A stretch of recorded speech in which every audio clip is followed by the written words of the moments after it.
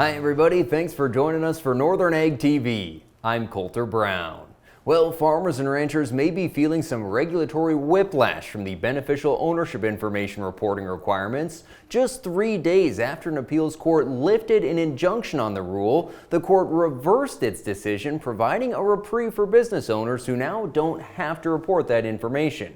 The court decided to expedite the hearing on the case, which is the action that vacated the rule. So for now, we don't have to report, but given what's happened thus far, I'd say it might be a good idea to get your information together just in case the court decides to again change its ruling.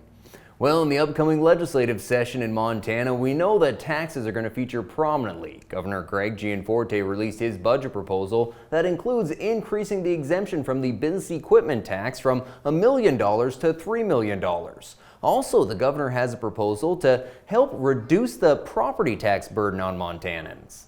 Property taxes are too high. There's been some proposals that have offered, hey, we should just lower the residential rate for everybody. The problem is that would raise the burden on agricultural land and small businesses. I don't think that's a good idea. So this homestead rate reduction, what it does is it says if you're a Montana resident, you will pay a lower rate on your primary residence. And the burden shifts then not to agriculture or small business, it shifts to people with second homes, out-of-staters who don't live and work here. That's a fairer way to do it.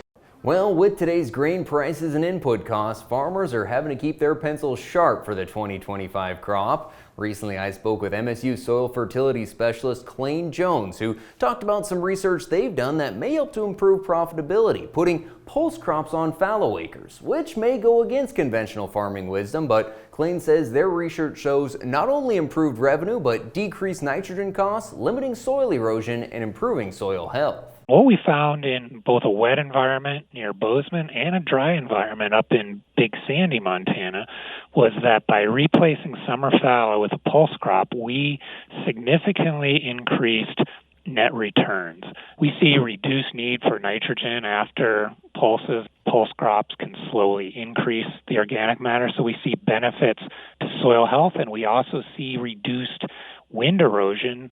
And producers and ag professionals from across the western Dakotas and eastern Montana will be heading to Dickinson on January 15th for the Land and Livestock Forum. That'll be held at Dickinson State University. It's actually the merging of the popular Diversity, Direction, and Dollars event with the Ag Livestock Forum. Now, the keynote speakers will be Amanda Radke and commodity market analyst Carly Garner. Other presentations will include implementing soil health principles, addressing soil pH, herbicide resistance, combating ventonata, and incorporating technology into livestock production systems. Thanks for joining us here this morning. Stick around. We're going to be back and take a look at our markets. From the beginning, we've worked closely with farmers. BNSF's ties to the agricultural community go back 175 years. Together, we've innovated to make the U.S. agriculture supply chain one of the most efficient and productive in the world. Our strong relationship powers BNSF still today and helps us move the nation like no one else can. At BNSF, we move the nation for you. Talking with someone that you know is stressed out, those are difficult things to approach, but if you're good friends with those people, reach out and say, I'm here to talk to you. We can find somewhere to get some assistance. It's hard to get involved, but at the same time, you want to just say, hey, there is help available. For more tips in dealing with stress in agriculture or for free counseling for egg producers, visit beyondtheweather.com. Well, we were not expecting to see such a positive week during the Christmas week for the cattle futures, but we were surprised with $6 gains for the feeder cattle and live cattle up 3. As we look towards next year, there's a lot of optimism. Funds are certainly bullish on the market, and with tight cattle supplies, beef production forecast lower, and beef demand performing very well, there's a lot of support for this market. Certainly, we have questions about when the U.S. market is going to reopen to Mexican cattle imports, because that could put some pressure on the futures. As we look at the cash cattle trade, packers were not aggressive at all in the market, but we did come in steady to a little higher on the cash. Live sales 192 to 196 and dress deals from 302 to 307.